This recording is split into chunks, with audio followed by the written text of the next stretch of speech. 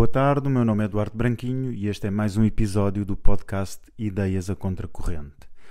Desta vez temos mais uma estreia, que é a primeira edição internacional, ou melhor, europeia deste podcast. No primeiro episódio eu louvei muito o livro Europa contra o Ocidente, do Adriano Scianca, que é um grande amigo, e há uns tempos, de passagem pelo norte de Itália, não resisti a fazer-lhe uma entrevista e numa visita que lhe fiz, né? E fiz esta entrevista em especial sobre o livro, mas também falámos de outras coisas. É claro que a entrevista foi feita em italiano e acredito que muitos de vós já a terão ouvido no canal de Ideias a Contracorrente no YouTube. Mas por sugestão de alguns dos ouvintes, sim, é verdade, se há coisa que eu aprecio é a participação dos ouvintes e nisso não me posso queixar, decidi fazer um episódio com uma introdução em português e com um resumo da entrevista. É claro que depois deixo o desafio para que a ouçam a seguir. Eu mantive a gravação em italiano e, afinal de contas, trata-se de uma língua neolatina, tal como o português, e tenho a certeza que com alguma atenção conseguiram entender facilmente. Eu fiz esta entrevista em Varese, que é uma cidade da região da Lombardia, perto da fronteira com a Suíça, e no início não resisti a ironizar pelo facto de estarmos numa praça onde fica a primeira sede da Lega Nord e onde está também uma estátua à Unidade de Itália, e logo nós que íamos falar de seguida da Unidade da Europa. Como eu disse há pouco, o Adriano Scianca é um amigo de longa data, mas antes de mais um pensador identitário com muitos livros publicados e com várias intervenções nesta área. Eu fiquei, como já entenderam, muito bem impressionado com o seu último livro, com o qual devo dizer que concordo inteiramente, o que é raro, e claro que pedi-lhe que me falasse brevemente dele, que o apresentasse. Ele disse-me que escreveu este pequeno livro para clarificar o que são os conceitos de Europa e de Ocidente, conceitos que considera antagónicos. Contesta também um certo anti-ocidentalismo que adere a causas exóticas terceiro-mundistas e explica que a única resposta crítica que se pode dar ao Ocidente se baseia, ora bem, na Europa. Diz mesmo que uma resposta ao Ocidente que não passe pela Europa não é para ele válida. Perguntei-lhe então o que pensa das pessoas da nossa área, entre aspas e em sentido lato, que se reclamam de uma terceira posição, mas que no final acabam por ser ocidentalistas ou orientalistas. Disse-me que considera ambas as posições erradas e que se assemelham uma com a outra, e que a nossa salvação não virá nem dos Estados Unidos, nem por outro lado da Rússia, da China ou do Irão. Repetiu que a única solução e salvação é a Europa, e que apenas uma Europa potência poderá dialogar com as potências da Ásia. O ponto de partida é e será sempre a Europa. Recordei ao Adriano que em tempos tinha dito que precisávamos de um sonho europeu, e claro que não resisti a citar o nosso Fernando Pessoa, dizendo que o sonho comanda a vida. Perguntei-lhe então se precisamos de um sonho para comandar a Europa. Ele concordou inteiramente e disse-me que todas as vanguardas nacionais revolucionárias dos anos 70 tinham um mito da Europa. Hoje parece que esse mito já não existe. Isto porque vivemos numa época em que existe, de uma forma embrionária, ainda que tenha muitos defeitos, existe a forma da União Europeia. É por isso estranho e perigoso, diz ele, que se falasse da Europa quando não havia esperança de se ver uma Europa unida, e agora que temos um esboço de união, não pensamos mais na Europa. Ora, para ele, isto não tem sentido. E repete, hoje mais do que nunca, devemos redescobrir o sonho da Europa e torná-lo novamente uma palavra de ordem, um mito mobilizador.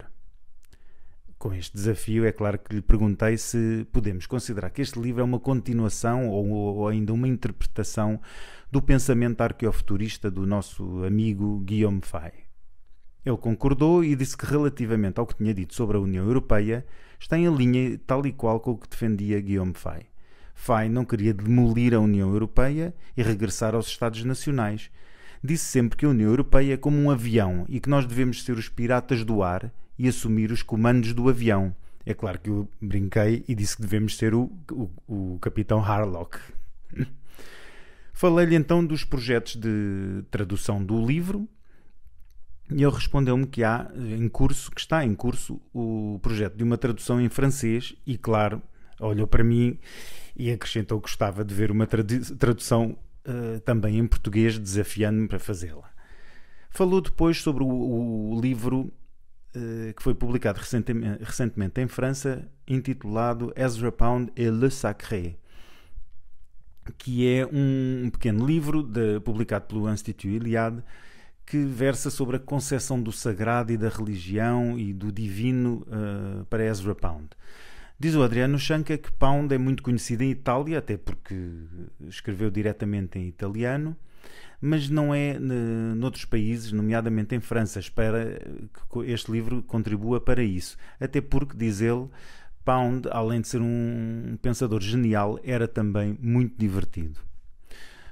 Por fim, pedi-lhe que falasse na revista Il Primato Nazionale, da qual ele é diretor, e disse-me que de momento as coisas não estão muito bem, mas claro, sempre recordou e disse que Il Primato Nazionale foi uma ótima aventura, porque foi a publicação de uma revista em papel há cerca de 3, 4 anos, o que em Itália é uma loucura porque não tem financiadores ou outros apoios.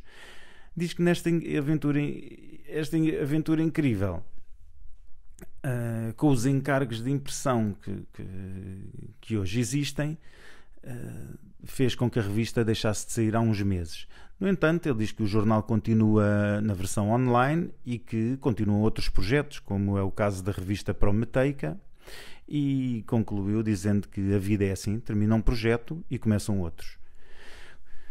Por fim, terminou a entrevista dizendo que colabora com a editora Altaforte, que é nomeadamente a que publica este livro de que falámos, e diz ele que a editora está a fazer um ótimo trabalho, mas também com as edições Passaggio al Bosco, que traduzem e publicam muitas, e não só, mas muitas das coisas do Institut Iliade em Itália. E diz com alguma alegria que há um belo movimento em Itália do ponto de vista editorial. Bom, depois da entrevista segui para Milão e digo-vos aqui o meu destino porque interessa, porque nos leva às sugestões de livros. É claro que não vou fazer a lista de tudo o que comprei, porque só isso dava um episódio inteiro, mas deixo aqui alguns títulos para abrir o apetite, como se diz. Ora, o primeiro, como não podia deixar de ser, é um livro intitulado Dei e Potenza, é um livro de Guillaume Fay, mas é organizado pelo Adriano Scianca e reúne textos e entrevistas do pensador francês e está muito bem feito e é um regresso e uma descoberta ao mesmo tempo. Comprei também um livro curioso chamado Il Giovane Mussolini, do Ernst Nolte, que eu não conhecia e que trata das influências de Marx e Nietzsche no Mussolini socialista. Também quero dizer aqui que não resisti a comprar, já me tinham aconselhado, que é uma monumental Storia del Fascismo, do Gentile, e também um livro chamado La Versione di Giorgia, que é um livro entrevista feito pelo Alessandro Sallusti com a atual chefe do governo italiano. E bom, com estas sugestões, deixo-vos agora, como disse, com a entrevista italiano. Eu acho que com o mínimo de atenção e com o mínimo de esforço conseguirão entendê-la com facilidade. Boa tarde, meu nome é Duarte Branquinho. Até ao próximo podcast Ideias a Contracorrente.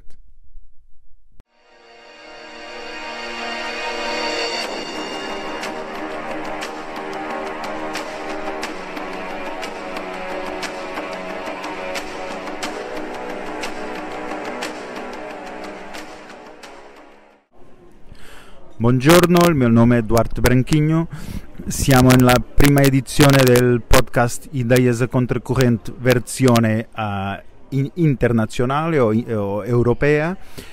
Sono con Adriano Scianca, un amico ma anche meglio un autore e pensatore identitario, lo posso dire? Certo.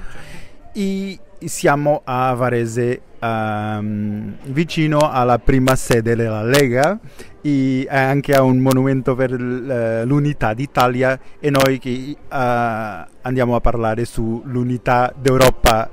Adriano, puoi parlarmi del tuo libro Europa contro Occidente? Sì, ho fatto questo breve libretto in cui ricostruisco i concetti di Europa e di Occidente, dimostro come in realtà sono concetti in antitesi tra loro, però contesto anche un certo anti-occidentalismo che come dire, sposa delle cause esotiche terzomondiste, e spiego che in realtà l'unica risposta critica che si può dare all'Occidente si basa sull'Europa, quindi qualsiasi risposta all'Occidente che non parte dall'Europa per me non è valida. Crede che per la nostra, in un senso lato, nostra area che si richiama di una terza posizione, adesso vediamo gente che si dice occidentalista o pro Russia orientalisti. Sì, sì, c'è questa contrapposizione che secondo me è folle, sono due posizioni sbagliate e peraltro sono speculari, si guardano l'una con l'altra e si assomigliano l'una con l'altra. In realtà la nostra salvezza non verrà né dall'Occidente a trazione americana né ovviamente dalla Russia o dalla Cina o dall'Iran, peggio ancora. Ripeto, l'unica soluzione è l'Europa. Una volta che poi ci sarà un'Europa potenza, a quel punto potremo avere un dialogo con le grandi potenze dell'Asia, ma solo a quel punto, quindi il punto di partenza è sempre e solo l'Europa. Guardo, mi ricordo di una cosa che ha detto che abbiamo bisogno di un sogno europeo. Io mi ricordo di Fernando Pessoa che diceva il sogno comanda la vita.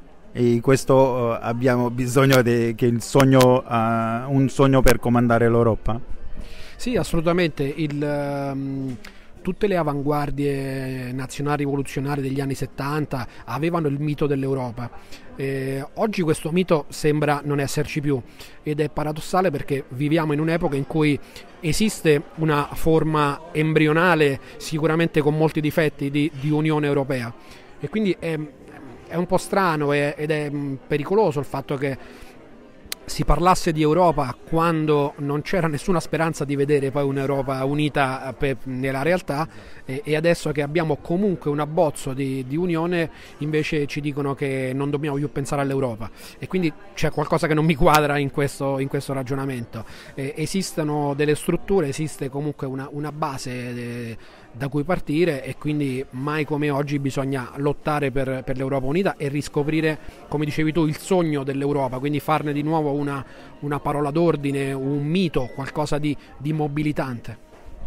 Guarda, un'altra cosa, possiamo dire che il tuo libro è una interpretazione, una continuazione del pensiero archifuturista del nostro amico Guillaume Fay? Sì, sicuramente, peraltro rispetto a questi discorsi che facevo adesso sulla Unione Europea, il mio discorso è assolutamente in linea con quello di Fay. Fay non ha mai detto di demolire l'Unione Europea, di tornare agli stati nazionali. Lui ha sempre detto che l'Unione Europea è come un aereo, noi dobbiamo essere pirati dell'aria, dobbiamo prendere il comando di questo aereo, quindi è assolutamente in linea con le tesi di Fay. Dobbiamo essere il capitano Harlock. Esatto, esattamente. E guarda,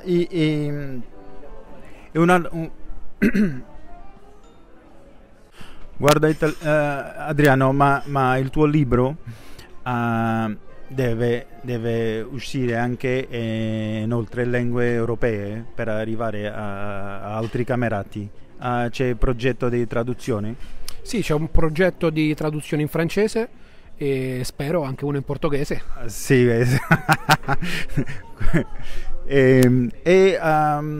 di libro in francese, sai che c'è un altro libro su Ezra Pound.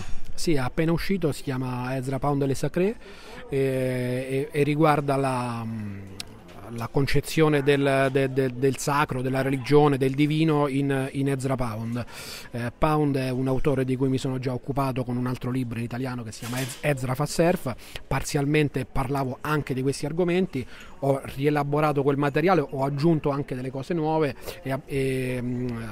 grazie alle edizioni della Nouvelle Librairie è uscito questo libretto, è uscito proprio ieri, e quindi insomma spero che piacerà anche agli amici francesi. Qui in Italia Pound è abbastanza conosciuto sia perché per le sue idee sul fascismo, sia anche perché lui ha scritto delle cose direttamente in italiano.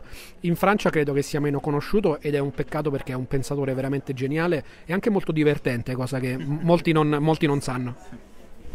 E per finire, puoi dire qualcosa su il primato nazionale? Sì, il primato nazionale purtroppo non se la sta passando benissimo, nel senso che abbiamo avuto questa bellissima avventura con la rivista cartacea, che è uscita per 3 o 4 anni nelle edicole. È stata in Italia una cosa pazzesca, perché noi non avevamo grandi sponsor, e far uscire un giornale di questo tipo nelle edicole in cui chiunque potesse comprarlo è stata un'avventura incredibile, e di cui forse non ci rendiamo conto. Purtroppo però con i rincari della carta e insomma per tutta una serie di problematiche da qualche mese non possiamo più produrre il giornale cartaceo. Resta l'avventura del primato con il sito online, però insomma ci sono altri progetti che stiamo portando avanti, come Prometeica, che è questa rivista che parla anche di tecnica, e quindi insomma poi la vita è così, insomma c'è un progetto, poi il progetto finisce, se ne aprono altri. E anche con le edizioni di Altaforte che credo che facciano un buon lavoro.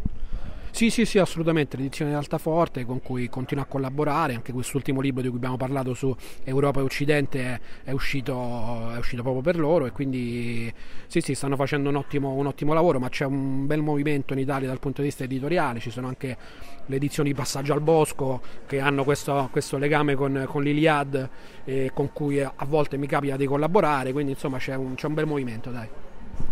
Grazie tanto Adriano, questa è la prima edizione italiana del podcast Ideias Contracorrente. Il mio nome è Duarte Branchigno, grazie a tutti, ciao Adriano. Ciao a voi, ciao a tutti.